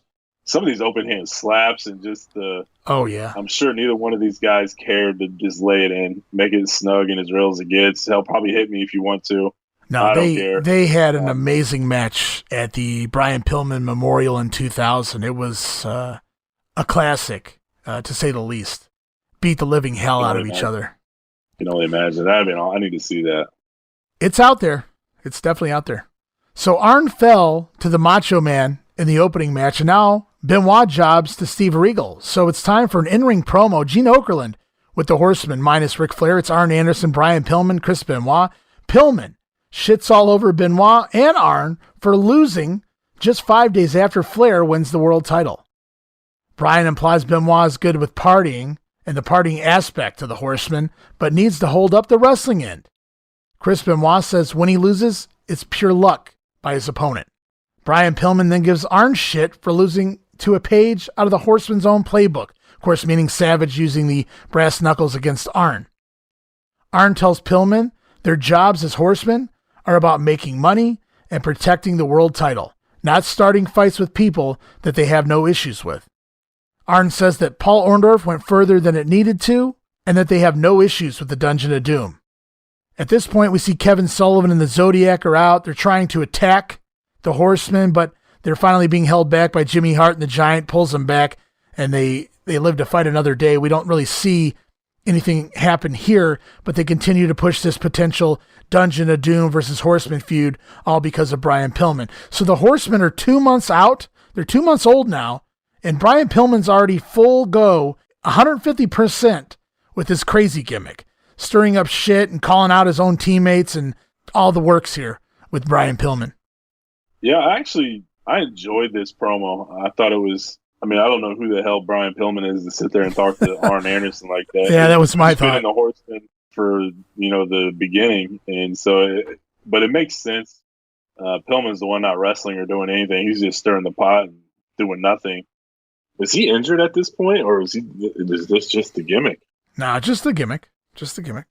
Because I think we've only seen him work one time, and that was that Eddie Guerrero match, and then obviously Liger early on. But no, I thought it made sense what they were going for. Like, coming off the biggest win for the Horsemen thus far, since this group got together. Flair winning the title, and then Arn and Benoit come out and kind of shit the bed and go 0-2. So maybe they're just getting, resting on their laurels. Okay, we got the belt. Who cares about us? Type deal. But I like how Arn turned it on its head and basically said, we got to do things. We got to attack and make business decisions based off what we're going to get out of it. Right. What is it? Like you said, what's there to achieve by injuring Paul Orndorff? What are we getting out of that? Right. What are we getting out of attacking the dungeon? Like, there's nothing there to gain, so why even mess with it? And that makes perfect sense, too. You only want to go after people when it makes sense. Obviously you want to take out Hogan because he's the title holder, or was at the time. Savage, he's the champion. Let's take him out. Paul Orndorff does nothing for us. So, all in all, I thought it was really good from beginning to end. I just don't know where Pillman gets the authority to come out and question the Horseman like that. And where's Ric Flair at in all this? Yeah, I think Flair's got the week off, isn't he? Or is he fighting Hogan here tonight? This is the Hogan show. Hogan. Yeah. So Flair's there. Flair's getting ready, man. He's got to wrestle Hulk Hogan. So that's where Flair's at. And you asked if Brian Pillman was injured. Well, here's your answer. This week on WCW Saturday Night, it's Arn Anderson teaming with Brian Pillman to take on the American Males. Lex Luger goes up against Cobra, and that's it. That's the show. Can't wait for Saturday night this week. No thanks. Back to the ring, it's Sting teaming with best buddy Lex Luger. They're taking on these Super Assassins, managed by Colonel Rob Parker. I totally forgotten that Rob Parker was supposed to have managed the Super Assassins, who are, in fact, the Powers of Pain, the former Powers of Pain, the Warlord and the Barbarian under masks here. And as the match gets going, Craig Pittman shows up at the announce desk, and he wants Mongo to become his manager. And this just really confused the hell out of me, because what does Mongo know about managing, and what does Mongo know about wrestling, other than that chinlock thingy anyway? So now this makes absolutely no sense to me, because now Pittman's just asking everyone to be his manager. But Mongo actually does, I thought, a pretty good job of putting Pittman over while turning him down. He points out to Pittman, he says, "You were a sergeant in the Marine Corps, a leader of men." And I thought Mongo did a good job, just told Pittman to keep doing what he's doing, and eventually he'll succeed. Mongo, the voice of reason. Who would have thought? He seems to be the voice of reason whenever we need him to be. Yeah, it's crazy. He either makes sense or he makes absolutely no sense. There's no middle ground. Yeah. I thought it was pretty solid. And, Pittman's reasoning was, he had what it took to win a title on the gridiron. So maybe he can parlay that into being a manager here to get somebody else to get that little extra of what it takes to become a champion, which is what Pittman wanted. So I thought at first it's like, well, okay, why the hell is Pittman coming out talking to Mongo? Like, that's all we need is Mongo to be a manager. But the way he presented it, and like you said, the way he turned it down was very well done. He said, I got enough to deal with here trying to figure this out. I ain't got time to manage somebody on top of it. So, right. But he did put him over and actually gave him sound advice. Just keep doing what you're doing, and it'll all work out. But so it doesn't make sense. Heenan did it nicely. Then Jimmy Hart just shit all over him, and then Mongo does it nicely. So it's just like, what are you trying to get out of this? Like, what's the end game? Are you trying to really destroy this guy, or are you trying to build up his confidence? Because Heenan and Mongo did that. Right. I thought, but Jimmy Hart just totally derailed all of it. Makes it pointless. So, yeah. Right. I don't know. So we go back to the ring for action. Sting and Luger taking on the former Powers of Pain. Bobby Heenan alludes on commentary that Rob Parker will propose to Sherry this week on Saturday night. But I started thinking, didn't he give Sherry a ring several weeks ago on Nitro? Isn't that what proposing is? I don't know. Meanwhile, Sting is taking out both members of the Powers of Pain on his own, but Rob Parker distracts the referee, allowing the Warlord to press Sting into the air on the outside and drop him chest first across the guardrail. The Super Assassins take over as the Barbarian works Sting over in an over-the-shoulder backbreaker. Double shoulder block by the Super Assassins, and they get a 2 count on Sting. It looked like Lex tried to come in to make the save, but he's just a little too lazy, and he wouldn't have got there in time anyway. Luckily for him, Sting kicked out on his own. Nick Patrick misses a tag to Lex Luger, so the tag doesn't count, and Sting has to stay in the ring. The Warlord with a big suplex as the Barbarian comes off the top rope at a combo move. That was something new from the Powers of Pain there. But Lex distracts to delay the 3 count, and Sting winds up kicking out. So the Warlord picks Sting up in the suplex spot, and then the Barbarian kind of comes off the top rope and clotheslines Sting in the midsection on the way down. So something different. We hadn't really seen the Powers of Pain utilize that before when they were together as a team prior. So they're kind of trying to learn some new moves here in 1995-96. The Barbarian busts out a powerbomb as well, but misses a top rope headbutt, and Sting finally manages a hot tag to Lex Luger, and the crowd makes absolutely zero noise. Lex comes in, he whips Barbarian into the Warlord, scoops the Barbarian up into the torture rack, then Sting comes in to help. He grabs the Warlord, locks him to the Scorpion Deathlock, and then we get a huge pop from the crowd as both guys have their finishers locked in on the Super Assassins, and the match is over, 5 minutes, 45 seconds. They popped pretty loud for that double submission at the end. I thought it was a very cool spot, kind of like the one from the week prior or 2 weeks ago when Sting did the Scorpion or the Stinger Splash while the other guy was getting pinned or whatever the case was. I thought it looked very cool. This was no different. I will say, man, when Warlord took the clothesline over the top, right? Did you see it? It looked like his back landed on the apron, like his head was underneath, like where the apron hanging is, like the cloth, and like his back and shoulder blades nailed the apron, and then he just kind of fell over. It didn't look good. I don't know if it was just him looking clumsy or what, but it didn't look very clean, and it looked like he hurt himself a little bit because I've never seen somebody take a clothesline over the top like that. Normally they land face first and hit the mat a little bit like that. This one, he just landed on his shoulder blades somehow and then fell on his face on the floor. I think, nasty. Well, I think, how many times did you see the Warlord take bumps over the top rope? I'm going to go with 0. So I think this is just the case of Warlord trying to do a little more than, and remember, he's been out of the business for the most part for years now. And so him doing this here, I mean, other than that stretch in the AWF anyway, him doing this here is probably just a way of him trying to keep a job, like trying some new things. And it doesn't really last too long for the Super Assassins. The Barbarian sticks around, but the Warlord's short-lived here for WCW. Hey, man, he took that bump like that at the Rumble 89 in like 3 seconds. True. That was Hogan, too. He was trying to work out a deal there. Yeah. Absolutely. But yeah, it just looked awkward. If you get a chance to go back and look at it, it's pretty nasty looking. Right on. And it's promo time. Gene Okerlund with the Giant and Jimmy Hart. We see clips from Hogan attacking the Giant. You remember before he got suspended and came back and got this world title match. And so Hogan cost the Giant, basically cost him the world title in a match against Randy Savage on Nitro a couple weeks ago on December the 18th. The Giant says that every dog has its day, and tonight is Giant's night. I didn't know what he meant by this. I felt like he just didn't know what he was talking about here. But the Giant basically saying this is not going to be Hogan's night. And, hey, Hogan comes back from suspension and gets a world title shot. It's already Hulk Hogan's night. Every night is Hulk Hogan's night here in WCW. Well, of course. He has control over his character. So the Giant said on here, he says that Hogan has beat him time after time mentally and emotionally. So I'm just sitting here thinking, okay, why in the hell would a 7-foot tall giant come out and say something stupid like that? Like, are you serious? how the hell can I take this guy serious if Hogan's beating him mentally Emotionally and emotionally? Like, come on, man. I don't know who told him to say this. If he just thought of it on the whim. Yeah, I've been led to believe at this point that he's a monster. I didn't know monsters had emotions. Oh my God! Somebody should have proofread the script there or asked him what he planned to say before he came out. Anyway.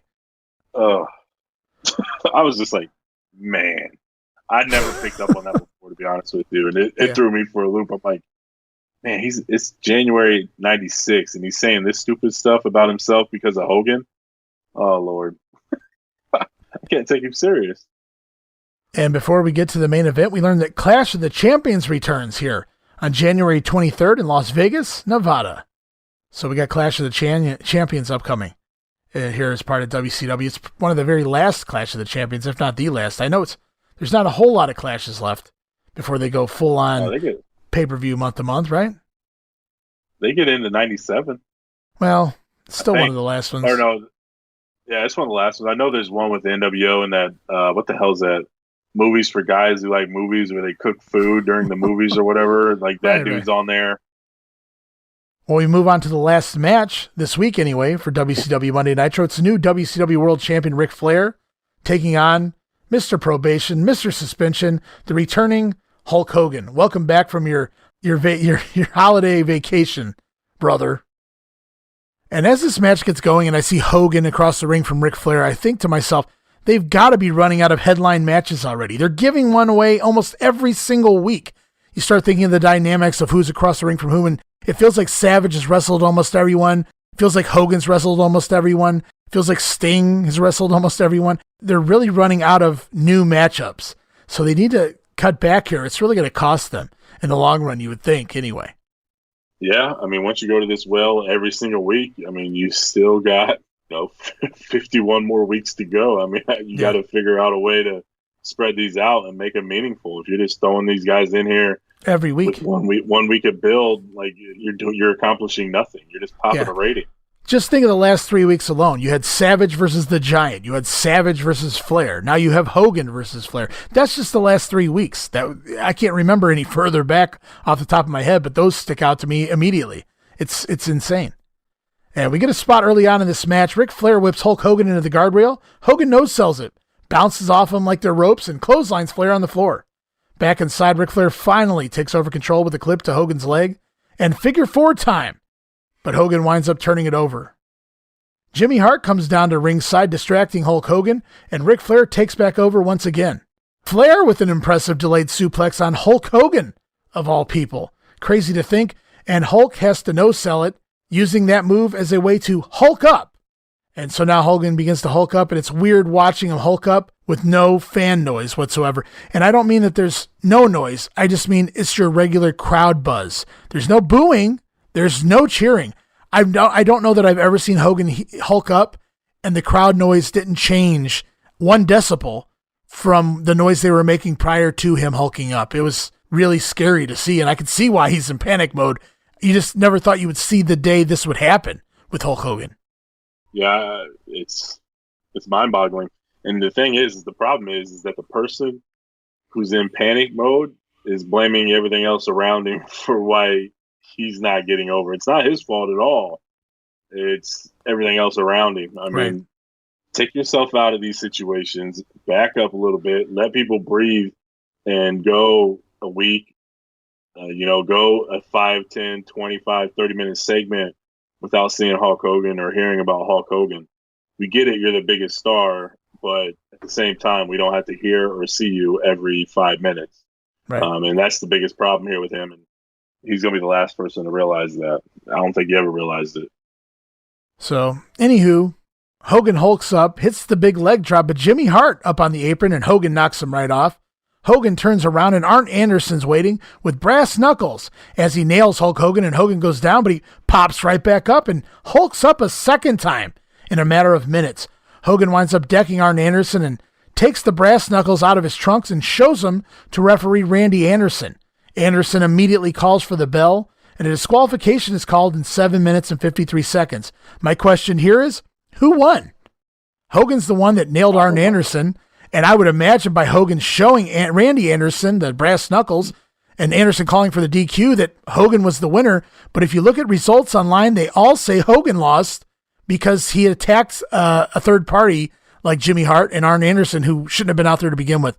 It's really anybody's guess, but based on Hogan showing Randy the brass knuckles and Randy immediately calling for the bell, I have to think that Hogan won. I don't know. I have no clue. It makes sense that he would win just because, Arn and Jimmy Hart are, interfering in a match. So that should be a DQ on Flair and giving Hogan the win. But if Randy Anderson didn't see any of that and he just saw Hogan with the brass knucks in his hands, I guess you can call a DQ on Hogan for having the brass knucks. Who knows? I don't think WCW cared. It was just a way to get out of the finish. Well, it doesn't get any better from there as all four horsemen run in on Hogan. It's Flair, it's Arn, it's Benoit, and Pillman. All of them running in and all of them taking shots from Hogan and the brass knuckles. And for some reason, they're not knocked out. But rather, it's four grown men, the horsemen, pleading on their knees side by side, begging Hogan not to hit them anymore. What have the horsemen come to, Steve? He booked this. I got a great idea, brother. I'm going to take out all four horsemen. Then, dudes, you're all going to stay there on your knees. You're going to beg and plead. Please, Hulk Hogan, don't hit me again, brother. I mean, it was pathetic to watch the four horses. Could you imagine Arn and Tully and Barry Windham and Ric Flair all begging off from Dusty Rhodes or Magnum TA or any one guy? I don't care if he had a pair of brass knuckles. There's four grown men, four top elite stars, your horsemen, all begging off at the same time. Another easily, you can tell who booked this. Oh, yeah, absolutely.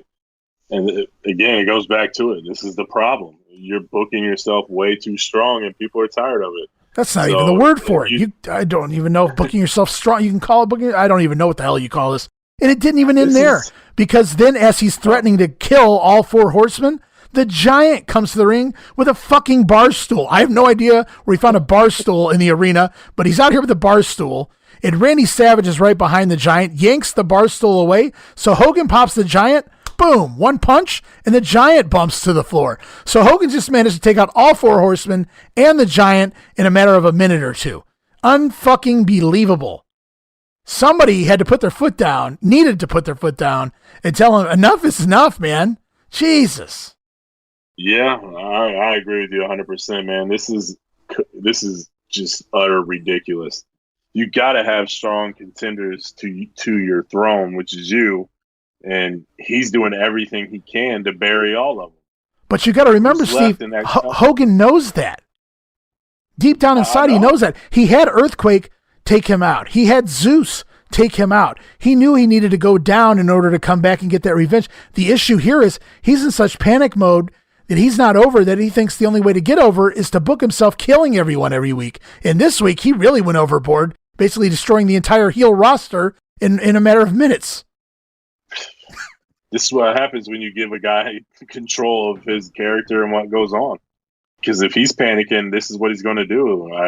It's what he knows. And you got to have checks and balances, and obviously they don't have that here. You've talked about how people are afraid to throw punches in the matches. It just looks cartoony and fake. So the wrestlers don't want to hurt him. They don't want to do anything in the ring to make it look somewhat decent. Nobody probably wants to say anything in the back. People are pissed off. You got it. You have to.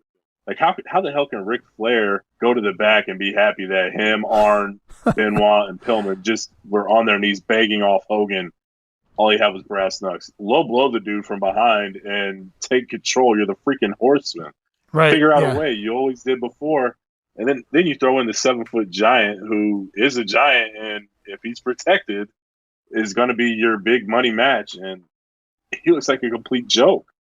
Yeah, and the Giant wasn't done, though. They did have it to where the Giant was trying to get back in the ring. He wanted back at Hulk Hogan, but it's the Zodiac, Brutus Beefcake, the Zodiac from the Dungeon of Doom, holding the Giant back, shouting things like, no, friend, hurt. Made me think like he was going to be the new George the Animal Steel. And that actually might have worked better than the Booty Man gimmick anyway. I could see the Zodiac doing a George Steele gimmick, good guy, babyface, whatever you want to call it, but anything's better than the Booty Man. But So we get our first taste, our first look at the babyface turn of the Zodiac, which really never is really explained outside of, they say that he was working undercover the entire time. But if he was working undercover, why was he giving away here that he's friends with Hulk Hogan? So none of this really made any sense to me, as the Zodiac was somehow able to hold the Giant back. Makes sense. Hogan's boy, he's in on the bearing too, I guess. Good Lord. This is my note here was, what a disaster. This was a utter disaster. It's not a disaster in the fact that it's bad. It worked for what they put out there. But what they put out there should have never been out there, and that's what the disaster was. That is just incredible that they would let somebody have this much control. And he's not even giving you the return on your investment. And we're in the era of Nitro where every show has to close with a Hogan promo. This week, no different. And Mean Gene in the ring talks to the Hulkster and the Macho Man. Hogan says he and Savage have the same issues. They're feuding with the same people. So Hogan wants to book it next week. Hogan and Savage versus Arn and Flair. The issue is laid out, and the crowd really not into Hulk here. There's some boos being heard here, and as Hulk Hogan speaks, but not so much when Randy Savage speaks. Randy Savage says they have secret weapons, and we haven't seen them yet. And Hogan says, don't give away the secret weapons, brother. I'm assuming they're referring to Zodiac. I don't really know. But by the time Hogan issues the challenge and they cut back to Bischoff as they close the show, Bischoff announces that Flair and Arn have already accepted the match. And I just thought, wow, that took like 15 seconds. And I don't know who okayed it, but apparently that's the main event for next week on Nitro. Hogan okayed it because he's writing the show, buddy. He's writing his segments anyway. Yeah. And he said if they don't have the guts, then they'll take on all four of the Horsemen. So that's a good summation of what Hogan just did to the Horsemen and the Giant. But my last note on this was what a shit booking job this was. Segment of the week time. Who you got? You got Macho Man versus Arn Anderson. I know you said you liked that match. Benoit and Regal had a fun one. Odd finish, but a pretty solid, snug match. And then, of course, this Hogan and Flair fiasco here. Your segment of the night. I went with Randy and Arn. I thought it was a solid match. We had a finish, which I was kind of surprised by that. I figured there'd be a run-in. Again, like I said earlier, it's pretty cool seeing these two in the ring, even though it is in the cartoony world of WCW. I can just imagine the matches these two could have had in 89, 90. Right. And in an NWA environment. Oh, my Lord. Well, let's go. Give me a 6-month feud of that. But this was a solid match, even though it was 95 instead of 89. Yeah. Well, I'm immediately eliminating Hogan and Flair from my list of segment of the nights. But I think Benoit and Regal could easily be the segment of the night if they were able to do what they can do. And they did a little bit of it here, but it wasn't really everything that you would expect out of these two. And then the finish was really flat for me. So I'm going to go Macho Man and Arn Anderson because it was a good combination of solid wrestling match, solid storytelling, and then we actually got a finish on top of it. So I'm going to go with Macho Man and Arn as well. Can I add something to that real quick? Sure. When you see a match like this, you can see what WCW could have done if they would have just got rid of the cartoon crap and just went back to the basics. Just do your solid wrestling matches and normal stories and get rid of this Hogan shit. Make him work. And they could have had that's not happening. Product. They could have had a tremendous product. Sure. And just because of the talent involved. And you could have had some classic matches with Macho and Arn and those guys consistently with some heat behind them. Not meant to be, I guess. No. And it's that time, Steve.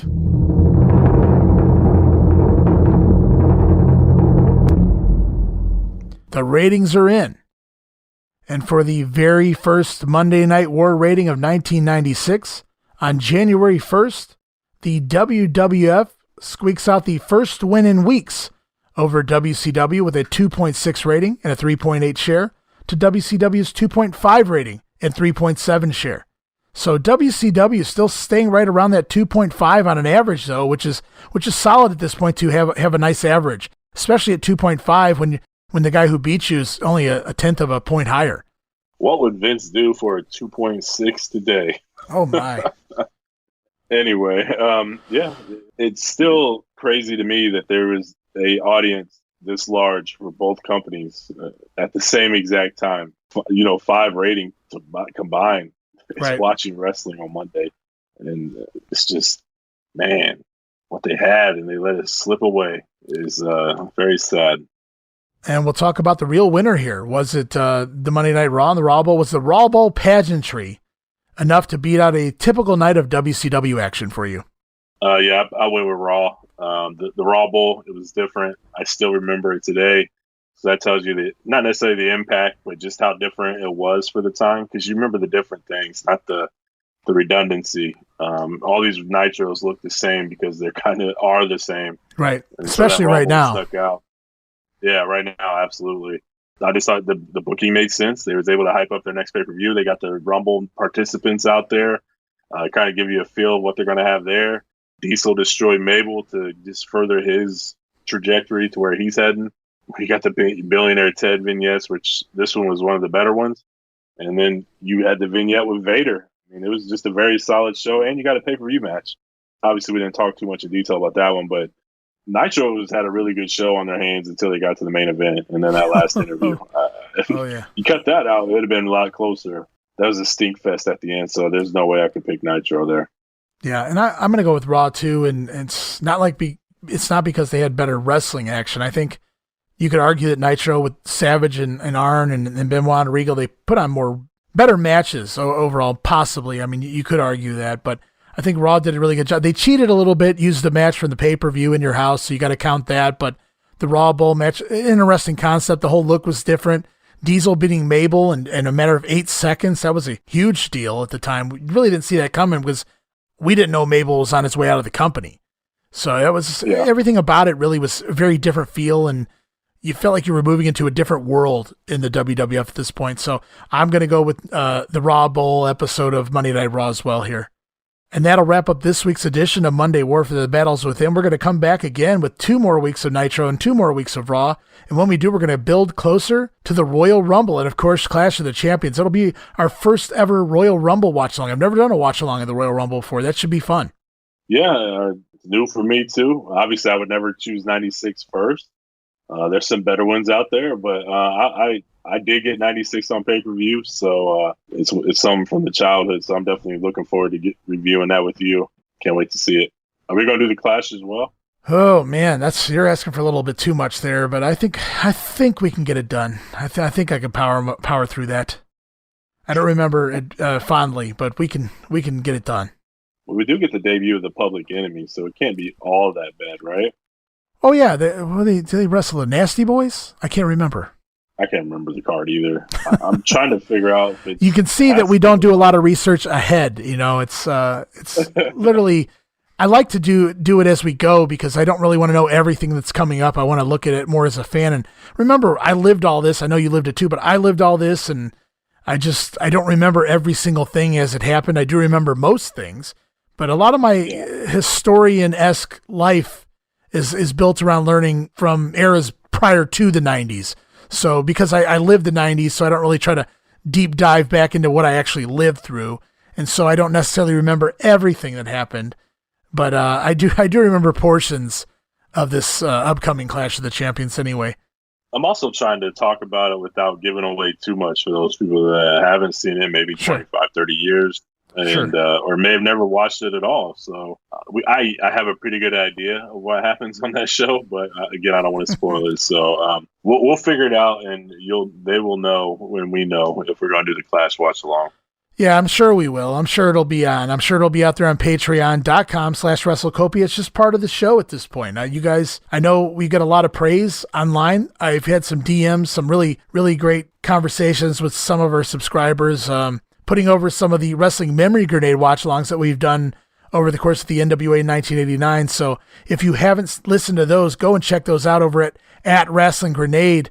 You can listen to our shows pretty much everywhere. You can listen just like you listen to Monday Warfare everywhere, from Spotify, Stitcher, Google Pod, Apple, pretty much anywhere you can think of out there. We're on it. Check out the watch-alongs there. Give you an idea of what we're like. We try to do a little bit of information mixed with entertainment. So it's a fun time every time, and that's no different with all the other watch-alongs that we do on Patreon. So, yeah, I think we can knock out Clash, and we're definitely going to handle the Rumble, and we're going to keep moving forward here with the Monday Night War. So, Steve, once again, thank you for joining me. It was another fun 2 weeks of Raw and Nitro as we get through the holidays and move into 96.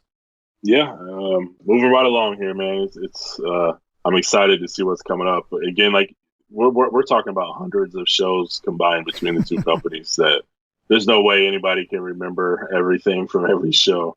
Yeah, it's a fun time, man. I'm glad we're doing this, and I can't wait to the next one.